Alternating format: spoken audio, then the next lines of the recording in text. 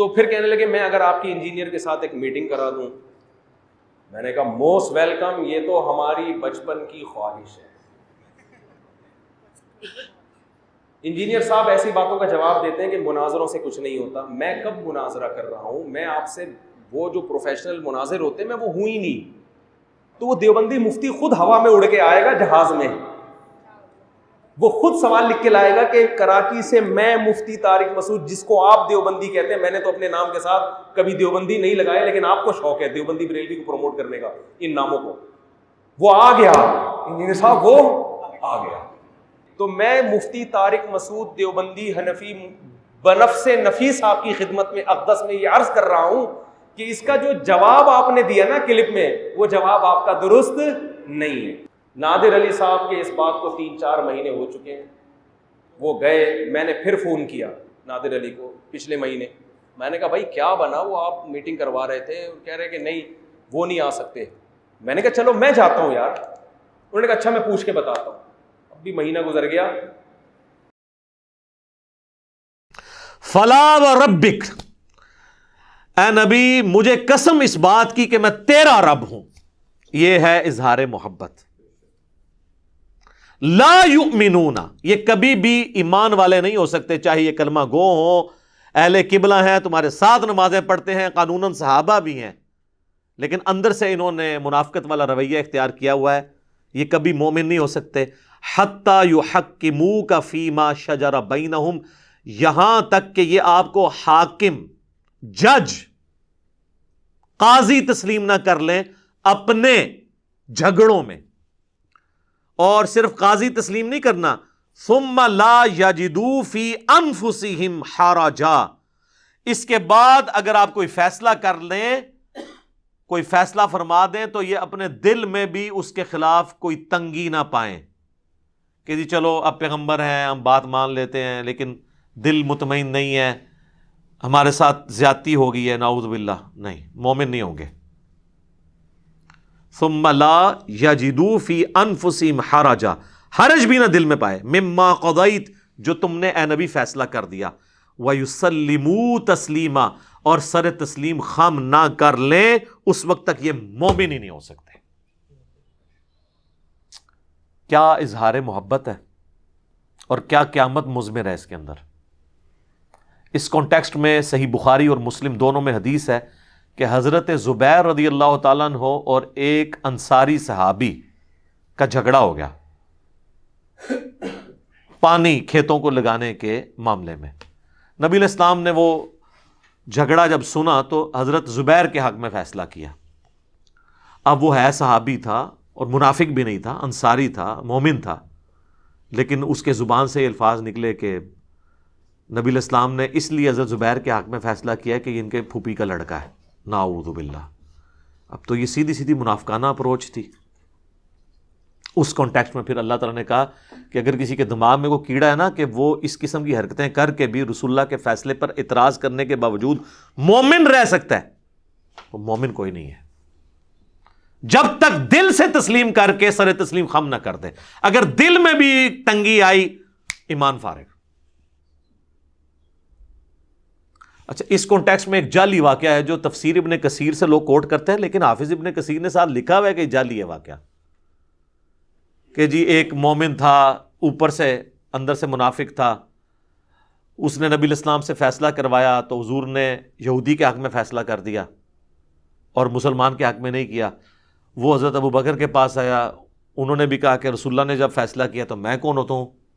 پھر وہ حضرت عمر کے پاس گیا تو حضرت عمر نے کہا کہ اچھا تھوڑی دیر ٹھہر.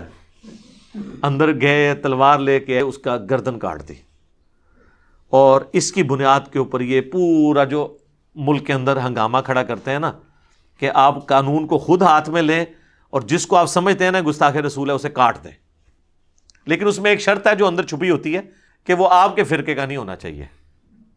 یعنی اشرف علی تھانوی رسول اللہ کو ماننے والے کو کاٹ دینا ہے آپ نے, چشتی رسول اللہ والے کو کہنا ہے معرفت کی بات ہے, اور چشتی رسول اللہ والی جو پارٹی کے خلاف کوئی پارٹی ہے تو وہ چشتی رسول اللہ والے کو کاٹ دے اور اشرف علی رسول اللہ کہنے والے کے بارے میں صرف نظر کرے.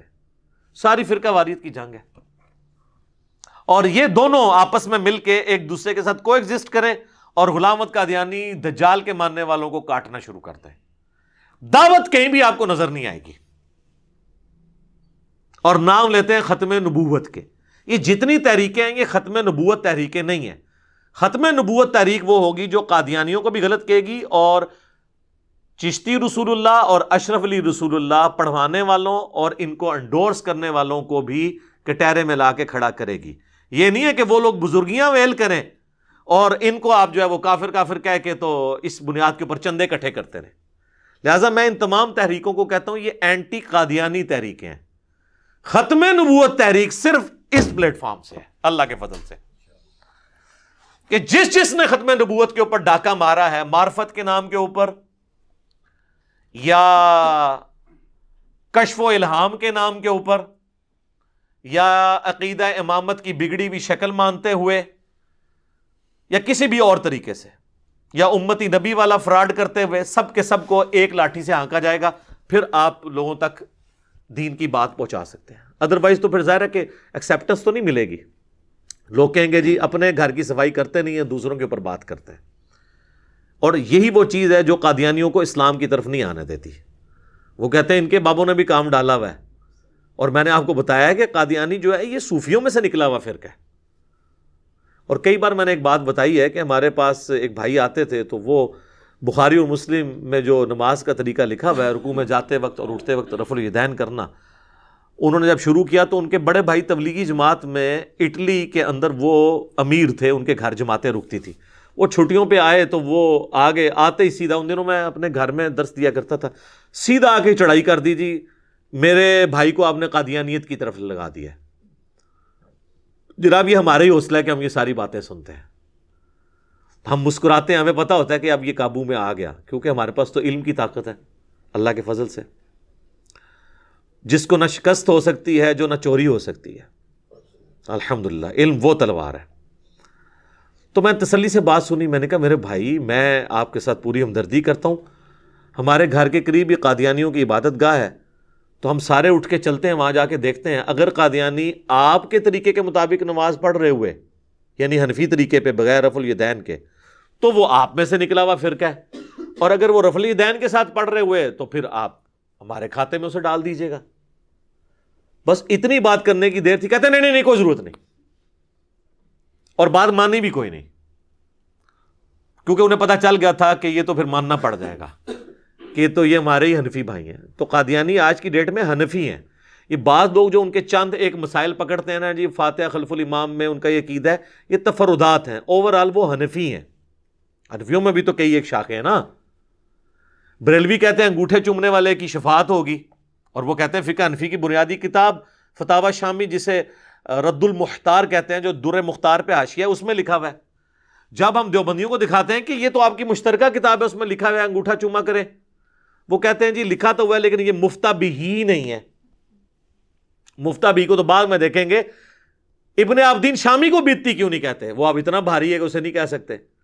تو انگوٹھے چومنے والے معاملے میں بریلوی درست ہیں ایز فار ایز فقہ حنفی از کنسرن. قرآن و سنت کے حساب سے نہ یہ درست ہے نہ وہ درست ہے، فقہ حنفی کے مطابق میں بات کر رہا ہوں.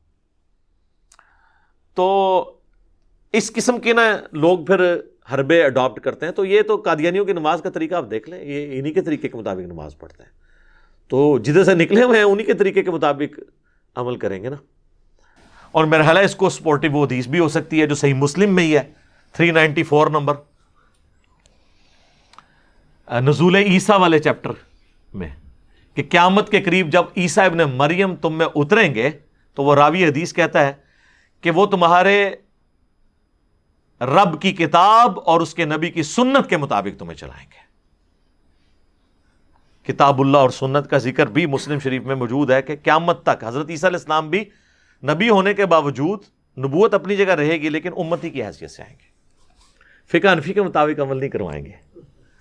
وہ شیخ احمد سرندی دیکھیں جن کو بریلوی دیوبندی اہل حدیث تینوں بزرگ مانتے ہیں، انہوں نے اپنے مکتوبات میں لکھا ہے کہ ہمارے بزرگوں نے کشف کے ذریعے دیکھا ہے کہ عیسیٰ ابن مریم بھی جب دنیا میں اتریں گے تو فقہ حنفی کے مطابق عمل کریں گے.